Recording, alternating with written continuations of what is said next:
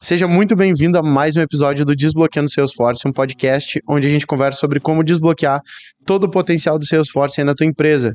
Se tu não me conhece, sou Rafael Dalla, tô aqui com o nosso expert em Salesforce, Ariel Dornelles. E aí, Ariel, belezinha? E aí, Dalla, tudo certo? Tudo uma boa? E hoje estamos aqui com um outro expert em Salesforce, João Klunk, belezinha, João? Como é que tá? Tudo certinho? Tudo bem, tranquilo, Dalla? Seja muito bem-vindo e eu prometo que eu não vou pegar leve contigo, belezinha? Esse podcast aqui hoje a gente vai tratar sobre a importância dos testes no processo de engenharia de software. Mas antes disso, lembrando que esse podcast aqui é idealizado pela SR Consulting, a maior consultoria em Salesforce do sul do Brasil e também a mais indicada pela própria Salesforce. Então, se tu utiliza o Salesforce aí, não tá gostando do Salesforce, tá com algum problema no CRM, não é porque o CRM é ruim. O problema é que tu não tá sendo bem atendido ou não tem uma consultoria para entender as tuas necessidades e adaptar melhor o CRM para ti. Então, a gente vai ter o maior prazer em desbloquear todo o potencial do Salesforce aí na tua empresa. Entre em contato com a SR que a gente vai ter o prazer aí de te atender. Belezinha? Mas para a gente entrar nesse assunto de testes no processo de engenharia de software, como eu sou um leigo em engenharia de software, eu gostaria que a gente aterrissasse o assunto para eu poder entender o que são esses testes aí da engenharia de software ali, nesse processo de engenharia de software. Primeiro, né, até um assunto um pouco diferente, né, que a gente está tratando hoje. Normalmente, quando a gente traz assunto técnico, a gente vai mais para a linha do desenvolvimento e tudo mais. O João vai concordar comigo ali que também os desenvolvedores adoram desenvolver as funcionalidades, só que nem tanto a parte de testar as suas funcionalidades, o seu código implementado. E essa parte de teste é tão importante quanto para garantia da qualidade das entregas que a gente vai fazer aí ao longo dos ciclos de desenvolvimento. Quando a gente fala de testes, ela nada mais é do que uma etapa na nossa esteira de produção de software mesmo, né, de entregáveis. Então, se a gente fizer uma analogia, é uma linha de produção, é muito semelhante a uma linha de produção. Quando a gente vai construir um software ou construir uma funcionalidade dentro de um software existente, ela tem um fim, uma finalidade, um objetivo, que é resolver alguma dor, né, realizar alguma automação, resolver algum bug, otimizações de performance, processos e por aí vai. Então, no momento em que surge essa necessidade, há várias etapas ao longo desse processo até que ela esteja disponível como um entregável, como uma release do software, né? Então, ela vai passar por priorização, né? Qual demanda vai ser mais importante de realizar nesse momento, que vai gerar mais valor. Então, tem várias dinâmicas ali de priorização das demandas, até o time começar a fazer beleza, essa demanda foi priorizada, eu vou fazer análise de negócios, os fluxos de negócio, mapear tudo isso, para a gente conseguir traduzir para o time técnico conseguir fazer essas entregas e gerar esse valor esperado. Outra etapa é o desenvolvimento propriamente dito, e aí, junto do desenvolvimento e após o desenvolvimento, a gente tem algumas etapas de testes, né? Então, quando a gente fala de testes unitários, normalmente é o teste que o próprio desenvolvedor escreve, né? É um teste que ele, a partir da funcionalidade que ele construiu, o desenvolvimento que ele fez, ele constrói um teste para garantir que aquela funcionalidade dele tá se comportando ok, de forma adequada. Tanto que já teve episódios, a gente fez alguns sobre testes unitários. Hoje o nosso foco aqui ele vai ser mais na parte de testes funcionais e automatizados, que é uma etapa de garantia do que foi desenvolvido. Então, não é o desenvolvedor que vai...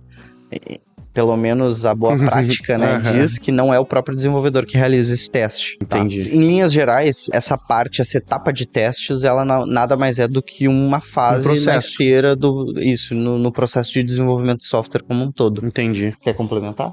Sim. Conforme o Ariel estava falando, tem quando a gente fala em testes, né, a gente pensa em qualidade, né, mas a qualidade é a gestão da qualidade, ela está desde o início do processo da análise até o final do desenvolvimento, né, então a qualidade está dentro do processo todo, e os testes é apenas um pedacinho, né, sim, dentro dessa parte da qualidade, que é muito importante, sim, né. É tipo 2 hambúrgueres alface, ele faz tipo o meio do caminho ali desse processo todo de montagem desse grande hambúrguer. Gostou? Nada como ter alguém avantajado aqui falando. Mas, cara, pra eu entender também, João, hoje o que tu faz dentro da SR? Qual é o teu papel dentro da SR? Tu é o testador dos softwares aí? Sim, exatamente. A gente tem ali no Gira, né? Que é onde a gente faz todo o processo de desenvolvimento ali. tem as raias, né, que tem a parte do desenvolvimento, Uhum. e depois tem o code review, né, que o tech lead faz, e depois ele passa para a raia de teste, né, que é o to test.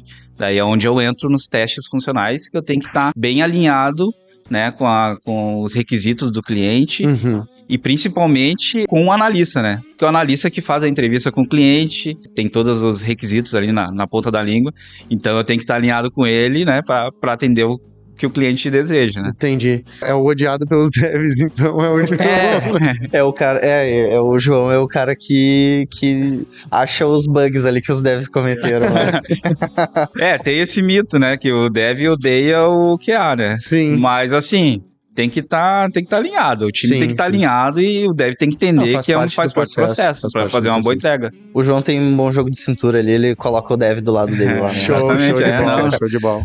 E isso a gente faz essas brincadeiras, mas é importante, é o ponto de vista, assim, cara, o que é o melhor amigo do dev, meu, porque ele tá identificando o problema antes do cliente, entendeu? E aí quando o cliente identifica o problema, tá em produção, ou tá em homologação, e gera um estresse. Então a gente tá antecipando problemas. O quanto antes na esteira a gente identifica um problema, mais fácil é corrigir.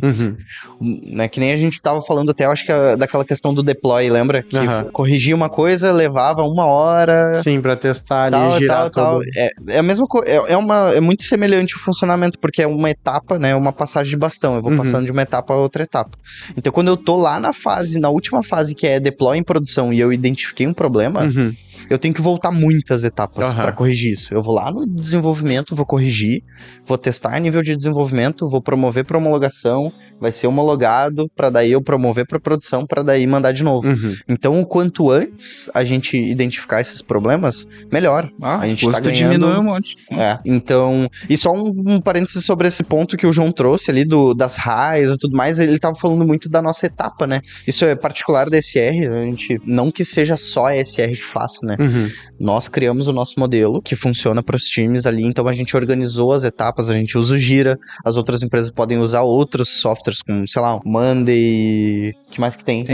Azure, várias outras ferramentas, o próprio Notion também atende nesses quesitos. E aí a gente criou essa esteira de forma visual num formato de Kanban.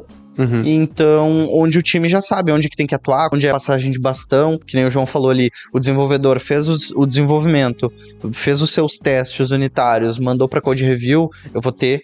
Code review é uma etapa de qualidade. Sim, exatamente. É uma etapa de qualidade. O tech lead, o líder técnico ali do projeto, ele vai revisar o código e vai ver se está dentro dos padrões aceitáveis ali que a gente espera de boas práticas de desenvolvimento. Se não, volta para correção. Se tiver ok, avança para testes e aí é onde o João entra. E aí, para tu ver como as coisas estão conectadas. Um bom trabalho de análise para criação dos artefatos ali, a documentação do que tem que ser desenvolvido, ali, normalmente, uma boa documentação, ela já vai dizer quais são os critérios de aceite dessa demanda. Por exemplo, eu tenho que integrar o meu CRM com o meu ERP. Beleza. Isso é uma especificação que a gente chama que é quase como escrever num papel de pão. Tá muito vago. Então, cara, no fluxo, quando eu converter uma oportunidade, ou um lead em oportunidade, ou quando eu der um ganho numa oportunidade, eu vou mandar os dados da venda pro ERP para emitir uma... Sabe? Isso é um outro nível de detalhamento. Quais são os critérios de aceite? Eu preciso que no meu ERP tenha o nome do cliente, tenha o CNPJ, tenha isso e aquilo e tal. Então, isso mune muito o João e o time ao todo, né? O time de desenvolvimento, para fazer o desenvolvimento da forma mais correta possível e para o João também conseguir fazer os testes e estressar da melhor forma possível para que a gente consiga ver se o comportamento está conforme o que foi especificado, se tem algum bug, etc. E a gente consegue ver isso o mais cedo possível ali na nossa esteira. Entendi. Ali na parte da análise, eu digo que eu sempre converso ali com os analistas, né? Até o Scalon já teve um podcast aqui. Cara, a gente tem que estar alinhado, porque os meus testes vai ser baseado nos requisitos do cliente, né? Então, para atender o que o cliente quer. Então, assim, se puder me levar em reunião ali de análise de requisito, me leva junto, que eu fico só observando para ver se eu pego alguma observação, algum gap ali que eu possa testar depois, facilita muito, tem que estar muito alinhado com essa parte. Entendi. E qual é a diferença daí por leiguice mesmo, né, do teste funcional pro automatizado? O que muda de um pro outro? Testes automatizados, eles são testes feitos por scripts, né, que é mais no back-end, Então, assim, se tu precisa de uma massa de testes muito elevado, que tu tem que repetir muitas vezes, aquilo ali vai estar sempre pronto. Pode fazer um switch de testes ali e vai rodar 100, 200, 300, infinitamente. Tem a quantidade de testes ali que tu pode fazer. Teste funcional é um teste mais demorado, né? Que tu vai utilizar o sistema como usuário final mesmo, né? Já vai ter a parte do front-end ali, tu vai utilizar como um usuário. Então, é pra ver se tá funcionando mesmo. Sim. Daí, na prática mesmo, daí o sistema. Ambos atuam, tem o mesmo fim. O detalhe é que o teste funcional é operado por uma pessoa. O teste automatizado, ele é scriptado. Então, hoje tem várias ferramentas ali onde tu consegue simular um usuário utilizando o sistema, né? Ele abre o browser, ou se quiser configurar, ele não precisa abrir o browser, mas ele abre o browser automaticamente, ele loga no sistema, ele realiza cliques, mexe na tela, etc. Simulando realmente um usuário. É que ele é uma ferramenta de ganho de produtividade, performance, assim, porque... como se fosse um macro, daqui a pouco, o teu sistema, ele começa a ter muita funcionalidade, e aí pra tu cobrir todos os cenários de teste, eu vou fazer uma mudança muito grande no sistema, e eu tenho que cobrir 1.000, 200, 2.000 cenários de teste. Probabilidade. Ali. Leva muito tempo, começa a ficar pesado, assim, né, o ciclo de testar tudo. Daí, às vezes, as empresas acabam testando menos, sabe, não testa 100% e tudo mais, ou então a gente começa a partir para um caminho de scriptar isso, né, automatizar. E aí tu consegue ter um pouco desse ganho, apesar de que ainda, assim, ele não é super rápido, né? A gente sabe que o teste automatizado, porque ele ainda tem o seu timing ali de execução e tudo mais, mas ele já é uma forma de tu conseguir deixar rodando, né? Deixar pro robô ali fazer os testes. É como às vezes tem muitas pessoas desenvolvendo, né? E trabalhando com partes diferentes. Tu bota rodar aqueles testes ali, pô, quebrou alguma coisa, já na hora antecipa ali deixa rodando durante a noite ali, um determinado período. E daí pra verificar isso aí. E acontece de tu rodar um teste automatizado e quando tu vai pro funcional tu encontrar algum bug que o automatizado não trouxe? É que assim, na realidade, o teste automatizado, ele vai fazer aquele teste ali que tá no script. Só que assim, o funcional, tu que tá analisando, tu pode criar cenários, porque o que acontece? No teste automatizado também tem que criar cenários de teste. Sim. Então tu cria o cenário e codifica o teste. Agora, por exemplo, se o testador funcional tá testando ali e pega um cenário que o testador automatizado não fez, vai pegar algum bug, alguma coisa. Pode pegar algum problema que ele não visualizou. Olhando estatisticamente, com certeza isso acontece. Sim. Porque, até que nem a gente estava falando em outros momentos, dependendo do valor que tu imputa, pode ter um resultado diferente. O teu teste automatizado colocou num campo o número 8 e eu coloquei a letra A. E aí pode ter comportamentos totalmente diferentes, né? Então é esse exemplo que o João falou. Se o que está scriptado é X e o que foi testado é Y, são diferentes. Porque por mais que mude é uma pessoa pensando nas possibilidades, na verdade, né? Exatamente. Tu tem que criar os cenários e codificar aqueles cenários, né? Entendi. Existe uma tolerância de bugs ou não? Tem que estar liso, 100%. Para botar em funcionamento um programa, começando por ti. Na realidade, assim, nunca vai conseguir detectar todos os bugs em testes, porque tem entradas infinitas, né, no sistema. Então é impossível. Imagina tu testar uma calculadora ali, né? Sim. Até criar cenários, né? Sim. Não consegue. Sim. Sempre vai surgir um cenário novo. Mas todos que vocês encontram, vocês corrigem. Normalmente, qual é a boa prática, tá? O que a gente faz, por exemplo, tô criando uma funcionalidade nova, tá? Cria uma funcionalidade nova, tem que criar testes unitários, então é uma funcionalidade do zero, tem que cobrir com testes unitários, e depois a gente mapeia esse teste, seja funcional ou bota no backlog ali do automatizador para criar um teste automatizado. Quando surge um bug novo, a boa prática sugere, né? O processo surgiu um bug novo, beleza, vamos corrigir ele, vamos criar um teste unitário e funcional automatizado para garantir que isso não volte a ocorrer. E aí ele vira vivo, incremental. Então tu vai aumentando a tua suite de testes, a tua bateria de testes, conforme tu vai tendo esses novos estímulos, vou chamar assim, ou bugs. E assim, que nem eu falei, a gente não tem como testar tudo, mas o que está especificado, o que o cliente solicitou, tem que estar testado e tem que estar validado. Isso aí tem que funcionar. Sim. Né? Não dá pra deixar passar. Sim, não pode estar... A minha dúvida era assim, tá, beleza. Não, esse bug aqui, ele é mais leve, deixa passar. Não, todos que vocês encontram são resolvidos. Tem que ser resolvido. Entendi. Lógico, só vai chegar lá no cliente um bug que vocês não viram antes ali por algum motivo ou outro de um cenário que se apresentou que não estava previsto ali nos testes. Mas e não é uma regra isso, tá? Todos os bugs serão resolvidos. Porque tem níveis de bugs, sabe? Tem um bug que é no label, faltou um cedilha. E, cara, o backlog do cliente é gigante. Eu tenho um monte de outras coisas pra ver. Cara, deixa esse cedilha aí. Então depende da situação. O bug ele é crítico, ele impacta a produção isso que eu queria ou não, saber, entendeu? Isso que ou eu queria saber. Não, é só um ajustezinho. Cara, sim, é um bug que... O campo, por algum motivo, na hora de estilizar o componente ali, ele ficou com o layout quebrado. Um campo tá embaixo do outro. Cara, não é uma dor latente, entendeu? Se eu tenho eu tenho uma melhoria... E até uma comparação, não vou comparar bug com bug. Eu tenho um bug que eu tenho de baixo impacto e eu tenho uma melhoria que vai baixar 1 minuto do meu tempo de atendimento ali, no meu time de atendimento que tem 200 pessoas, entendeu? Pô, eu deixo esse campo quebrado aí e vamos, entendeu? Vamos onde gera mais valor. Dependendo do nível de bug, tu vai priorizar a melhoria e não necessariamente a correção daquele bug naquele momento. Exatamente. Entendi. Tanto que, assim, cara, ao longo da minha carreira de desenvolvedor, isso foi bem comum de acontecer. De ter aquele bug que ninguém nunca resolveu. Porque ele não dói o suficiente pra ser resolvido. Se tu clica no campo, ele dá uma piscadinha. Melhorias. Dá uma piscadinha. Cara, ele tá no lugar certo, tá tudo certo, só que quando tu clica, isso dá uma piscadinha. É normal de acontecer. Isso é normal. Porque daí tu vai pesar, cara, tá, beleza, eu vou... Por que eu vou gastar? Tá, é 20 horas pra resolver isso, mas, cara, essas 20 horas aqui eu consigo implementar essa integraçãozinha aqui simples que vai me gerar um resultado de performance lá estrondoso, beleza?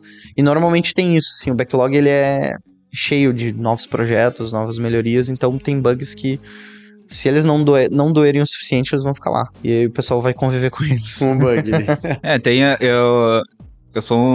Quando eu testo, eu tenho a mania muito de visualizar melhorias também. Daí eu passo pro analista. Tem uma melhoria que pode ser feita. Claro, se é uma melhoria que, vamos dizer assim, dá pra deixar pra frente, beleza. Bota lá pra um backlog numa sprint mais pra frente. Exatamente. Mas eu gosto de testar e já vendo melhorias pro cliente, né? Show. Normalmente, quando a gente atua junto com o cliente ali, isso fica mais a par do analista, mas junto do cliente, porque a gente não consegue... Eu não consigo não ter autonomia para eu, SR, dizer, não, vamos priorizar isso, isso e aquilo. A gente sugere, junto com o cliente, a 4 mãos ali a gente faz. Então, normalmente, o que acontece? Quando a gente tem sprints, times alocados ali que são recorrentes, a gente costuma colocar uma parcela de esforço da sprint em correções, em pequenos ajustes e bugs ali.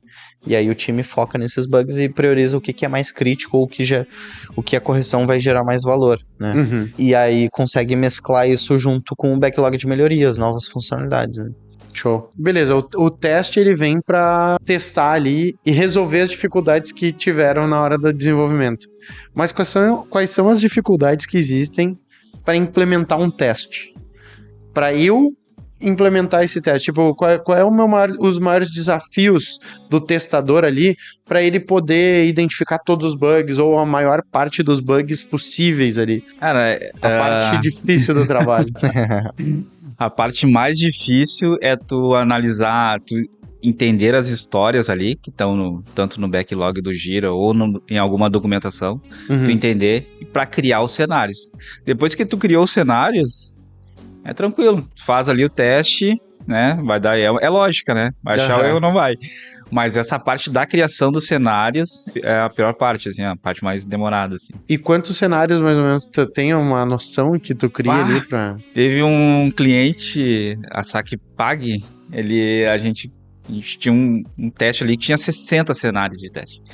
E dentro desses 60 cenários tinha várias etapas, porque tu tinha esteira ali da oportunidade. Então, tu tinha cada fase da oportunidade, tu tinha várias atividades em cada fase.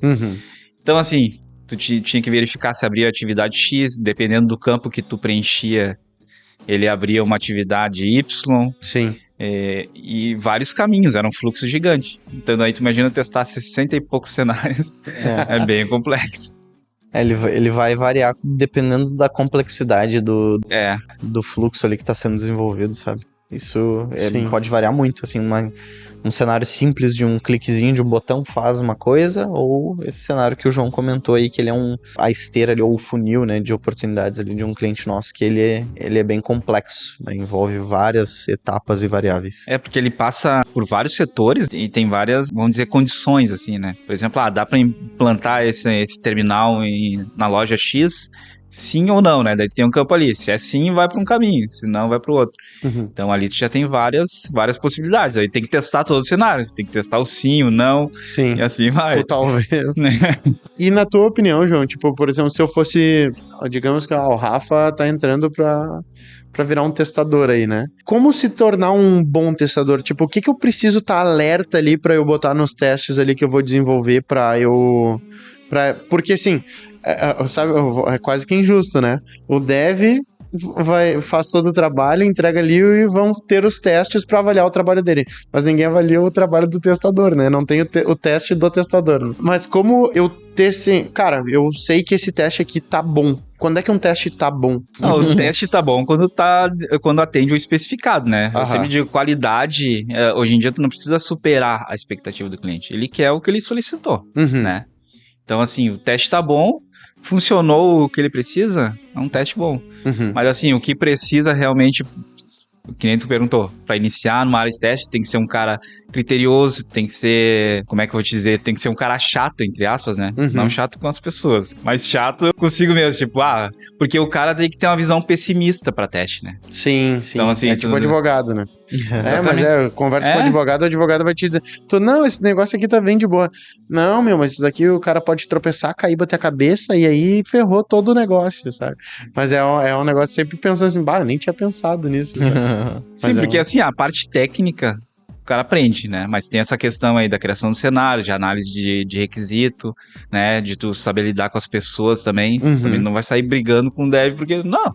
A gente é uma equipe e a gente tem que entregar um produto bom pro cliente. Então, tem que estar bem alinhado essas partes, assim. Só complementar esse ponto, acho que a palavra que tu queria achar na minha opinião, tem que ser bem analítico. Bem analítico. Sim. Porque, por exemplo, o caminho feliz é o teste mais fácil. Sim, exatamente. Então, é esse trabalho de pensar no que pode dar errado, sabe? Analisar a situação. O que pode dar errado. E também, daqui a pouco, até a criatividade, vamos dizer assim, porque a gente sabe... Tem até as piadas ali que o time faz, quando o desenvolvedor projeta para ser feito e como que o usuário realmente usa, né? E é totalmente diferente, né? Então, pensar nos mais variados inputs que aquele fluxo pode sofrer e pensar em cenários o mais diferentes possíveis e como que o sistema vai se comportar nesse cenário. Então, esses, ao meu ver, são bons testes, né? Que a gente consegue estressar ao máximo ali a funcionalidade com cenários caóticos e ver como é que o sistema vai se comportar. Então, acho que isso é bem importante. Outro ponto importante também que eu vejo tu criou cenários, tu fez o teste, mas tu tem que mapear o que tu fez. Porque o dev vai te perguntar, esse bug mas qual foi o cenário que tu utilizou, né? Com qual usuário tu se logou lá na org de Salesforce, qual perfil que ele tinha, porque isso aí é muito importante para ele, porque vão te perguntar, como é que tu testou? Qual o caminho que tu fez? Porque é o caminho que tu vai achar o bug, né? O problema. Então, isso aí tem que estar sempre anotando para não se perder. Isso daí que você falou me deu um gatilho, ele me lembrou do negócio, falando de polêmicas, porque daí o bug é aberto e aí o dev responde lá para fechar o bug, não foi possível reproduzir. Assim acontece muito. Cara, quantas vezes, até eu já fiz isso. Mas era isso, então isso que o João falou é muito importante, porque também tem dos dois lados, pode ser daqui a pouco o desenvolvedor, cara, eu tenho um monte de coisa pra fazer, tem um bug que não tem as etapas, o passo a passo pra como reproduzir o bug, isso é super importante, então vai agilizar pro QA e pro dev, então, cara, passos pra reproduzir o bug, eu entrei na homologação com o usuário XYZ, fui no cliente tal, no lead tal, cliquei nesse botão, inputei esses dados e deu essa mensagem de erro. perfeito. Isso aqui pro dev é ouro. Aí ele vai lá, olha, não tem o que fazer, não tem como justificar, não tem como. Tá aqui os passos. Sim, aconteceu aqui. E tirar a evidência também, né? O print da tela. Exato. Então, ok, não é pra, existe não é pra uma contestação do dev daí pra cima de ti. Com certeza. E assim, não é pra fazer uma dissertação, não é pra fazer um TCC, mas quanto mais detalhe tu tiver ali, melhor. E aí o dev vai olhar aquilo, cara, beleza, vai saber no bit ali onde que aconteceu, né? Vai conseguir daí entender, depurar o código e ver o que tá acontecendo ali. Vai facilitar muito, sabe? E aí tem mais dá mais sinergia ali, mais velocidade nesse processo, né? De vai e volta ali, de desenvolvimento / testes, né? Sim. E esses testes, eles são executados em... Por exemplo, assim, se eu tô fazendo, no caso do Salesforce, tá? Tô desenvolvendo lá no Salesforce, o dev me passou ali a codificação, eu vou testar. Ela é executada dentro de um ambiente Salesforce ou tem algum programa externo que vocês usam para fazer os testes? Que ferramentas que se usa para fazer os testes? Eu utilizo para criação de cenários, eu tô utilizando o Case. Uma ferramenta que pode utilizar gratuita ali, tem na web. É um programa externo. Mas ele não é para testar, ele é para te salvar tuas suítes ali, teus testes funcionais, teus cenários de teste. Dentro da minha leguice, só pra eu entender. É tipo, por exemplo, programar macros, aquelas coisas que às vezes tem uns programas que tu consegue programar macro que ele anda até com o mouse na tela do teu computador. Não? É diferente? Não, é diferente. Uma documentação de testes. Exatamente. Né? Entendi. Tu cria os teus cenários. Não entendi, mas imagino. Por exemplo, eu vou pegar uma, que nem eu comentei da esteira antes ali de oportunidade, vamos supor. Eu tenho que entrar na fase tal, criou tais atividades, e eu tenho que, daí esses cenários eu vou gravando nesse software aí, que é o Case, né? E ele já integra direto com o Gira já, se eu quiser criar algum bug por ali, ele cria um card no Gira de bug pro dev ajustar. Mas assim, questão de automatização, daí seria o Selenium, acho que tem o Provar, né? Se eu não me engano. Esse eu não conheço mais o Selenium. Tem o Selenium. Já usei ele um pouco. Eu já tentei utilizar ali pro Salesforce, tem algumas coisas que tem que ser melhoradas, porque tu tem que pegar ali o elemento do front-end ali bem certo, porque como o Salesforce ele utiliza eu acho que é o Lightning, né? Lightning. Ele é um framework bem complexo, não, mas ele é, como é que eu vou te dizer, ele não tá preparado para essas ferramentas automatizadas assim de front-end, né? Entendi. Quer complementário? Sim, só para daqui a pouco ficar um pouco mais didático, por exemplo, os cenários, quando ele fala de cenário de teste, é quase como um roteiro do que eu preciso testar. Então ele é uma documentação de fato, né? O João ele começa a criar ali, cara, eu tenho um cenário XYZ que eu vou testar o funil de oportunidades. E aí ali eu tenho vários cenários, vários casos de teste, onde eu consigo colocar, nesse aqui reproduza com essas etapas e tem que ter um resultado esperado X, entende? Ele é um guia. Não? Exatamente. É um guia pro testador funcional, para quem vai lá e vai clicar e testar. Quando a gente vai para teste automatizado, ele é quase que transformar essa documentação desses casos em código, em um robô, entende? Então ele vai pegar, beleza, simula um browser aqui, loga nessa URL, acessa essa URL, loga como esse usuário, reproduz esses passos e aí garante que vai acontecer tal coisa, automatizado, então scriptado, com código. Entendi. Então essas são as diferenças. Um exemplo que eu posso dar, por exemplo, quando tem testes regressivos, que nem quando a gente fala em cenário, a gente tem um cliente numa instituição financeira que ele utiliza um aplicativo ali para atender os clientes, que é a parte foi implementado o Service Cloud no Salesforce, né? Então ali eles atendem o cliente pelo esse aplicativo e por trás roda tem mais uma parte de telefonia.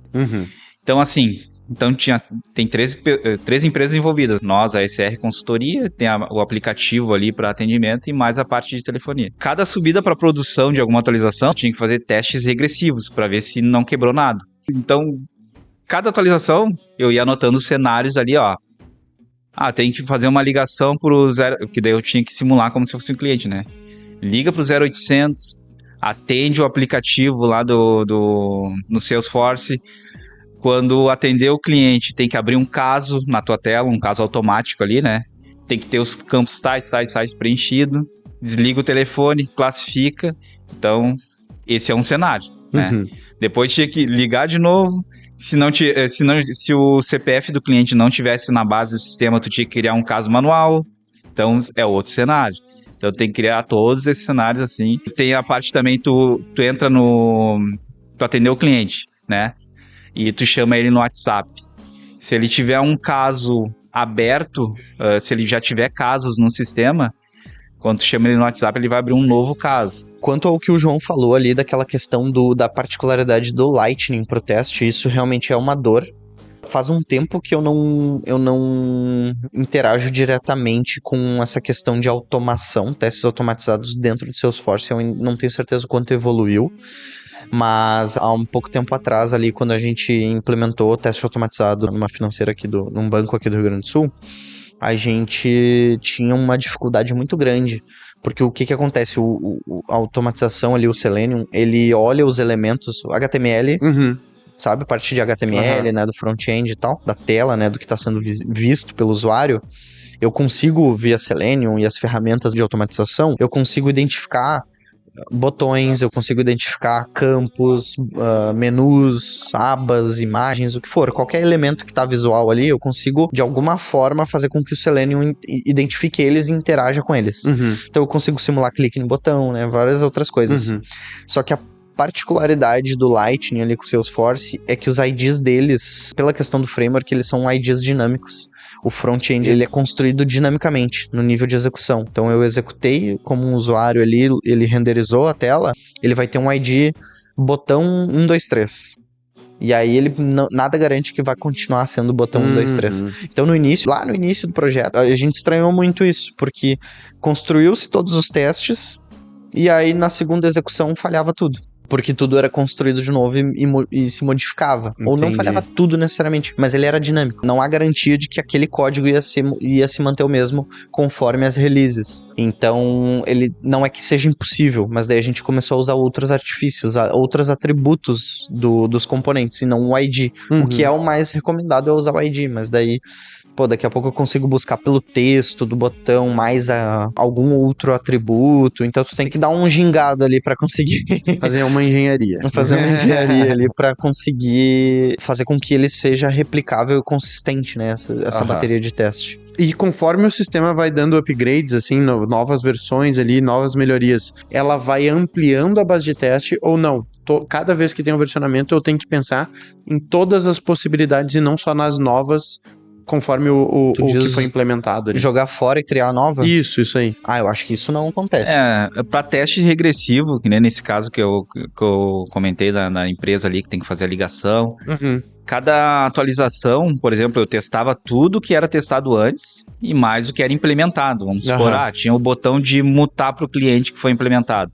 Eu tinha que testar tudo, né, o que tinha sido feito antes, mais esse botão de mutar.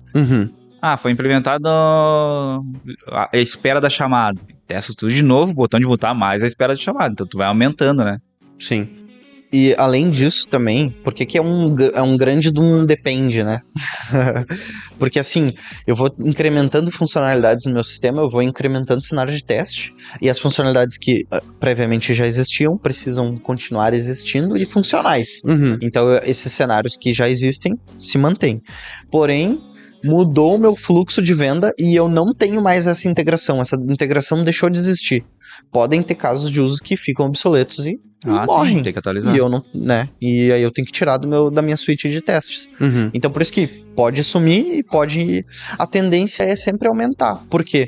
Porque a tendência é cada vez o software aumentar o seu repertório de funcionalidades. Sim. Mas não é regra de que sempre vai aumentar. Tem cenários em que daqui a pouco que nem na própria CR que a gente falou, o nosso início de processo de venda usava uma ferramenta de Sales Engagement externa ao Salesforce. Então eu integrava, eu tinha pontos de integração e agora a gente absorveu para dentro do Salesforce.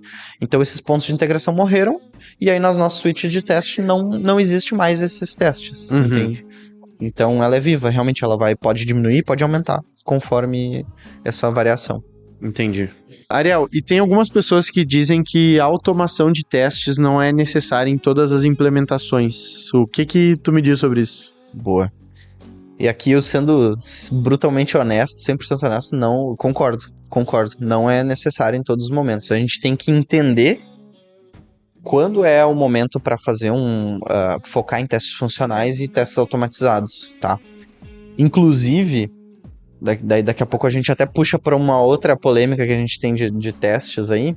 Mas o que acontece, tá? O teste automatizado, ele é vou dizer que ele é um upgrade, ele é assim, quando eu tenho um cenário, sei lá, vamos fazer um quick start de um Sales Cloud, Service Cloud, eu tenho um fluxo pequeno ali de demandas, tá? O teste funcional vai atender super bem, vai ser muito mais ágil, né? É muito mais fácil a gente construir uma bateria de testes, uma suite de testes e rodar com um QA, alguma coisa assim, né? Um testador ali focado nessas demandas. O que eu normalmente vejo ali em clientes nossos que a gente atuou é um passo natural ao longo do crescimento. É ir para essa parte de automação. Então, quando a gente vê que tem... Cara, eu já tenho minha suite de testes muito robusta e que já está consolidada, que esse é o meu core, dificilmente vai mudar. Isso daí eu já vou transcrevendo, né, scriptando isso para uma automação. Outra coisa que é bem comum de fazer testes automatizados e que daí eu vejo muito valor é nas integrações. Quando eu não preciso simular o usuário logando na tela, etc. Eu consigo fazer integrações de API. Eu já usei várias vezes o próprio CLI do Postman.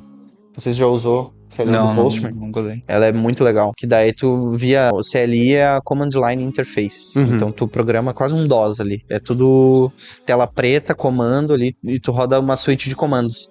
Então e ela é do Postman. O Postman é uma ferramenta, um aplicativo que surgiu para testar APIs. Testar endpoints, requisições, sem precisar de ter um front-end ou de programar de fato um código que mande a requisição. Eu posso simplesmente, o Postman ele abre, é um softwarezinho desktop, ele abre, eu boto a URL, o método que eu quero integrar, os dados e mando. Faço um send lá e ele, por debaixo dos panos, ele faz a requisição. E aí, dentro do Postman, tu consegue configurar vários cenários de teste, de aceitação dessa integração. Então eu posso colocar assim, valida se a requisição levou menos de 200 milissegundos para responder. É um teste de qualidade do response time da minha API. Velocidade de resposta da minha API. Porque, sei lá, maquininha de cartão. Se a minha API ali para processar o cartão, fazer o pagamento, levar mais de 1 minuto, eu perco todos os meus clientes. Concorda? O cliente não vai ficar 1 minuto esperando passar o cartão. E fora que começa a criar fila, dependendo de onde tu tá, e aí acabou, então, né? Isso que eu falo às vezes parece bobo, mas é um requisito super importante. O response time da API. Então esse é um exemplo do cartão. Cara, a minha API tem que responder até 200 milissegundos. Não pode passar disso. É um requisito. Se a minha API... meu desenvolvedor foi lá, botou um loop, botou um monte de consulta que não precisava fazer, e aí onerou um monte o response time da API. Quando ele for rodar a bateria de testes, vai falhar esse teste, ó. Não levou 200, levou 500 milissegundos. Vai lá e refatora isso aí e otimiza esse código, entende? E aí a gente, via Postman, eu já consigo criar todos esses cenários. E aí scriptar eles e colocar no meu DevOps. O meu desenvolvedor foi lá e mudou a funcionalidade da API ali do pagamento. Aí quando ele submeteu lá para pipeline para subir para produção, antes eu tenho as minhas etapas de qualidade que eu vou fazer ali. Aí uma delas é o teste automatizado. Vou rodar a integração via CLI do Postman, ele vai simular e vai ver lá, passou, bateu 500 milissegundos. Volta, dá erro, falha e volta e dá esse retorno pro desenvolvedor. Então, tu vê é um nível de maturidade maior, assim. Então, quando a gente tá falando num projeto inicial, onde eu tenho requisitos básicos ali, o teste funcional vai atender muito bem. E até nesse cenário mais complexo, eu acho que o teste funcional também atende bem. Daí, falando um pouco da polêmica, que não é uma polêmica, mas é uma situação real. O teste automatizado, ele vai estar atrasado em relação ao desenvolvimento. Ele vai estar sempre pelo menos uma sprint atrasado. Porque o automatizado, ele não consegue desenvolver algo que não existe ainda, que está sendo desenvolvido. Então, o desenvolvedor, ele vai precisar. E assim, até hoje, me corrija se eu estiver errado, João. Até hoje, eu nunca vi um cliente que ele aceita, assim, terminei a sprint de desenvolvimento, agora eu vou fazer uma sprint de QA, de automação, para validar o que foi desenvolvido e aí só assim colocar em produção. Não existe. Entendi. Não existe, é tempo. Sim, é no... Então, cara, agilidade eu acho que para grandes, assim, para uma empresa que tem maturidade, tem grandes processos complexos e já tem um time robusto, o ideal é um híbrido disso, porque assim, a automação, ele vai estar olhando o core, as funcionalidades mais críticas e essenciais e garantindo a automação disso, e integrações e etc. E o time funcional vai estar tendo um tempo de resposta mais ágil em relação ao time de desenvolvimento que tá criando coisas novas, entende? Então mesclar essas duas frentes é muito positivo nesse sentido. Um complementa o outro, né? Os dois são importantes. Exato. E normalmente os casos de uso que são gerados novos pelo time funcional vão ser insumos para automação depois, para o automatizador, e construindo eles, scriptando eles e tornando daí essa parte mais robusta. Entendi. E a criação, tanto para o teste automatizado ou para um funcional, tu tem que criar cenários de teste. Então, o bom é tu começar a criar os cenários lá na etapa já com analista de análise de requisitos, já começa a criar os cenários ali. Então, não esperar para chegar até o desenvolvimento ali, já vai criando antes. Exato. E tem um outro ponto que o que acontece? O meu time, vamos pensar assim, eu tenho um time de desenvolvedores, tem 4 desenvolvedores. E eu tenho um automatizador. Como que um automatizador vai conseguir cobrir 4 desenvolvedores? Entende? Porque o automatizador desenvolve também. Ele vai ter que codar as funcionalidades. Cada desenvolvedor faz quantas funcionalidades? É difícil manter eles equiparados. E um time que tem 4 devs e 4 QAs, 4 automatizadores. Nunca vi. Sempre é menos automatizador, né? Então, tem esses pontos, sabe? Existem testes que vão chegar lá na empresa e eles vão, tipo, vai ser no campo de batalha mesmo? Vocês fizeram ali uns testes básicos, mas vai ser testado mesmo depois da implementação? Com certeza, sempre tem. Sim, principalmente quando envolve muitas áreas, assim, e perfis diferentes ali dentro do Salesforce, né? Tipo assim, vamos supor, pega ali uma equipe de, vamos supor, 100 perfis. Tem 100 perfis de usuário na minha org ali. Não tem como testar todos os perfis nos testes, né? Às vezes a gente tem que... Depende também do cliente ajudar, às vezes até no ambiente de QA, né? Que a gente tem um ambiente de dev, que o desenvolvedor tá fazendo, tem um ambiente de QA, é onde a gente testa, e talvez utilizar o cliente junto nesses testes para... Existe essa possibilidade? Tem essa possibilidade também. Ah, show de bola. Porque às vezes é muita coisa e assim... Precisa desenvolver rapidamente, o cliente já quer em produção rápido, aí tem que integrar as partes. Isso entra numa outra polêmica também, porque muitas empresas ali acabam diminuindo um pouco a importância do papel de funcional, do teste e da automação, e normalmente não há testes. E sim, quem testa é o PO do cliente, o analista do cliente, ou o usuário final do cliente. E assim, isso que o João falou é super válido, colocar o usuário na ponta para testar é um plus, desde que eu tenha a etapa de teste antes, sabe? Sim, Ele não é a garantia, eu não posso colocar, o meu usuário final testou e tá tudo certo, entende? E muitas vezes esse é o papel. As empresas acabam diminuindo assim, eu não quero gastar com teste, acaba minimizando isso e diminuindo a importância disso, e aí acaba colocando pessoas que não são especializadas em testar para testar. E aí também acaba que o teste não tem um método, né? Acaba só, vou vir aqui mexendo nos negócios. Aí não vê todos os cenários possíveis, não. E aí provavelmente vai voltar pro time, tem um bug lá, olha lá, sabe? Não tem, que nem aquilo que a gente tava falando, quais os passos para replicar? Qual foi o caso de uso? Foi um caso novo? Não existia esse caso? Vamos criar um novo cenário para garantir, né? Não existe um método, a disciplina, a ciência de qualidade mesmo, né? De testes. Então, isso acaba sendo um ofensor para os projetos também. E na opinião, começar contigo, Ariel, é mais eficaz o teste automatizado ou manual? Não querendo ficar em cima do muro, já ficando, é um depende, assim, tá? Que nem eu falei, o teste funcional, a gente consegue entregar ele com mais agilidade, tá? Ele disparado, ele é mais ágil nesse sentido. Eu vou criar os testes, testar, validar, tá tudo ok, sobe a versão. Ainda tem os seus prós e contras dos testes funcional, então no caso, vai começar a aumentar muito o meu número de teste funcional, um ser humano fazendo 1 milhão de testes, vai começar a baixar a qualidade. Daqui a pouco ele vai pular testes, né?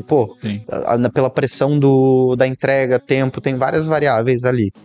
O automatizado, por outro lado, o robô, a gente consegue, né? Escravizar aí o robô quase. 24 horas. Mas assim, ele é replicável, ele é altamente replicável, eu tenho muitos benefícios nesse sentido. Eu tenho mais esforço para criar os testes? Tem.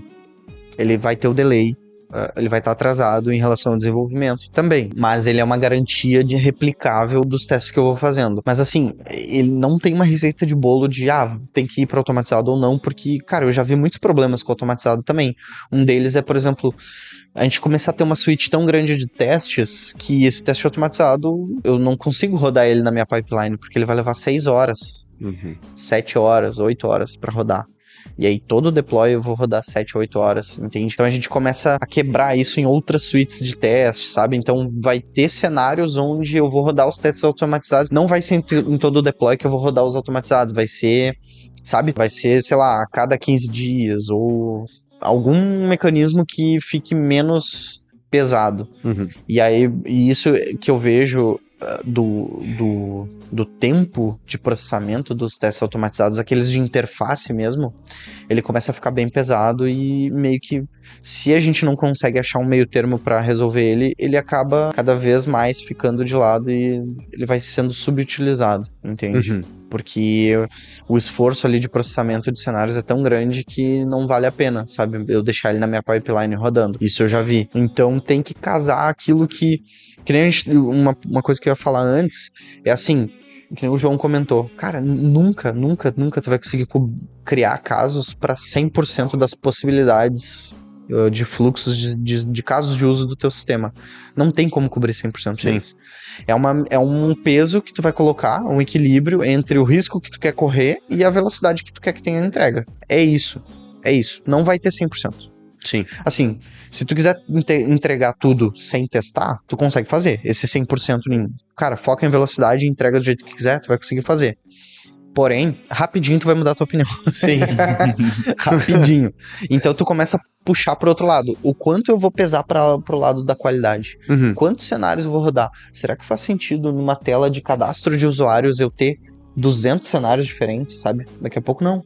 Cara, faz um cenário básico de cadastro de usuário. Um funcional, daí nesse caso é funcional. A maioria. Então, agora, esse aqui que eu tenho que processar o pagamento do cartão, esse aqui eu tenho que botar um monte de teste. Então, tu vai equilibrando. O que é mais importante, o que eu preciso testar mais, e o que daqui a pouco eu consigo abrir um pouco de mão. Muito mais consultivo mesmo, na necessidade do cliente, às vezes, né? E estratégico. Pensar estrategicamente em otimizar o teu recurso. Porque também não é barato tu colocar um Jenkins e ficar rodando lá 18 horas de testes automatizados, testando cadastro de usuário, testando cadastro de parâmetros, coisas que não são core. Sim. Então isso é uma coisa que a gente viu ao longo do tempo também. Cara, vamos parar de focar tanto em coisas que não são core. Tipo, não vai parar. Nossa, não é o fim do mundo se tiver um bugzinho. E vamos garantir no core. Cara, o meu core é fazer um cálculo de risco para empréstimos. Cara, ali tu estressa. Coloca todos os cenários que tu precisa testar. E aí tu consegue otimizar o teu recurso e equilibrar. É esse equilíbrio, essa balança. O quanto de risco tu pode correr, tá disponível a correr versus a velocidade que tu quer que a entrega seja realizada com qualidade. Entendi. E já aproveitando que tu tá falando sobre isso, e eu mencionei essa questão mais consultiva também do negócio, todo o processo de desbloqueio do Salesforce começa num primeiro passo, que é o assessment. Se tu não sabe, o assessment é um processo onde a ICR, por exemplo, vai imergir dentro da tua empresa e vai entender as necessidades e onde que estão as barreiras que estão complicando o teu processo aí, de repente, de implementação, ou o teu desafio de implementação, ou o teu processo de melhoria mesmo do Salesforce para ele impulsionar a tua empresa e não travar o teu processo. O processo de assessment, para quem não conhece, ele pode custar, dentro desse universo Salesforce aí, 20, 30, 50 mil reais, dependendo da complexidade do projeto. E a gente, para quem escuta aqui o podcast, gostaria de te dar de presente esse processo de assessment, essa imersão da SR na tua empresa, gratuitamente. Como que vai funcionar para tu ter acesso ao assessment? A gente vai liberar agora um código aqui, que vocês já podem ir pensando nesse código aí. A gente vai liberar um código que tu vai acessar o link aqui embaixo, ou ler o QR Code aqui da tela, acessar o site da SR. Quando tu solicitar o contato da SR lá contigo, vai ter um espaço ali para tu preencher com essa palavra, e quando chegar aqui para nós o teu contato, a gente já vai ter conhecimento que tu ganhou esse processo de assessment. E qual pode ser a palavra de hoje? Tem alguma sugestão? Vou deixar pro João essa. Vai, João. Testes, qualidade. Qualidade. Qualidade eu acho uma boa. Pode ser. Teste é muito óbvio, qualidade o cara ouviu o podcast pra poder colocar. Qualidade, então. Fechou, então. Tu vai escrever qualidade no campo de código lá da página da SR pra tu ganhar esse processo de assessment aí na tua empresa. E, João, na tua opinião, é mais eficaz ali, a eficiência é melhor de um teste manual ou de um teste automatizado? Os dois são importantes, né? Depende, que nem o Ariel falou, depende da situação. Então, se tu tem testes, integrações, muitas integrações, ou se tu tem, por exemplo, cálculos, por exemplo, num lead ali eu tenho um campo X e ele vai impactar em outro campo de outro objeto. Né? São muitos campos ou integrações de sistema, é bem importante automatizar os testes, principalmente integração, né? Agora, se for aquele cenário que eu comentei dos testes regressivos ali, que tu tinha que fazer a ligação do cliente, por exemplo, a gente tinha um número de testes para ligar e eu tinha que ligar do meu celular, então não tem como automatizar isso, né? Então, tu tem que fazer o teste funcional mesmo, como um usuário final. Então, um complementa o outro. Os dois são importantes. Bom ponto esse. Realmente tem cenários em que às vezes vai envolver até hardware, né? É difícil... sim, exatamente. É difícil testar essa questão de telefonia, daqui a pouco eu tenho um ramal fixo, alguma coisa assim que tem que testar. Dependendo de como foi implementado, às vezes nem tem uma forma de conectar via sistema com uma API, alguma coisa assim. Tem alguns limitadores também que acabam tornando isso um teste funcional. Eu lembro disso porque lá no Age, quando a gente estava implementando telefonia, eu tinha um ramalzinho aqui, tiarinha aqui com o microfone e ficava ali, parecia um atendente de call center. Testando ali, simulando ligações ali pra fazer a entrega ali daquele projeto de telefonia que a gente tava tocando. Show. João, e pra gente finalizar aqui a última pergunta, eu queria saber como é que tu foi parar nessa parte como testador aí, só o que te... Cara, eu acho que eu gosto disso daqui, quero me especializar nessa parte de testes aqui, o que te levou pra isso? Na realidade, a qualidade eu acho que me escolheu, porque eu trabalhava na área da indústria, na área da qualidade, né? Uhum. Então, eu fiz fica meio clichê, mas fiz essa migração de carreira, assim, para teste de software. E qualidade é qualidade, né? Vai ter na indústria, vai ter no software, vai ter em qualquer setor, tem que ter qualidade. Então, eu via que no software ali, na parte de tecnologia, tinha uma carência grande desse perfil, né? Então, de ser criterioso, ser analítico, né? Que nem o Ariel falou.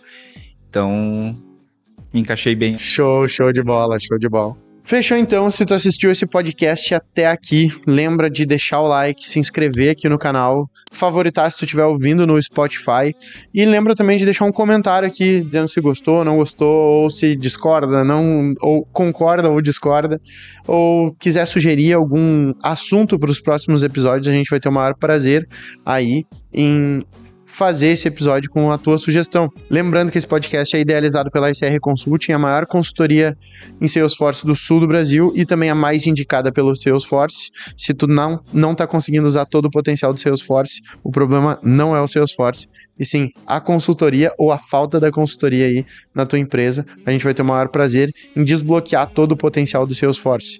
Se quiser entrar em contato com o Ariel, conhecer o Ariel ali nas redes sociais, Ariel, como é que faz para te seguir? Ariel Dornelles no LinkedIn. Voltei a criar conteúdo. Então siga lá no LinkedIn. No Instagram ainda tá parado, meu foco tá lá no LinkedIn, Ariel Dornelles. Se quiser seguir a SR, é @srconsulting.io ou .io. O nosso site também é srconsult.io e no LinkedIn é SR Consulting referência em Salesforce. Boa. E se o pessoal quiser te seguir, João, como é que faz? Então, meu LinkedIn é João Klunk, né? João Klunk. Então, no LinkedIn é esse meu perfil. Show de bola. Fechou todas, então. Um abração e até o próximo episódio. Valeu!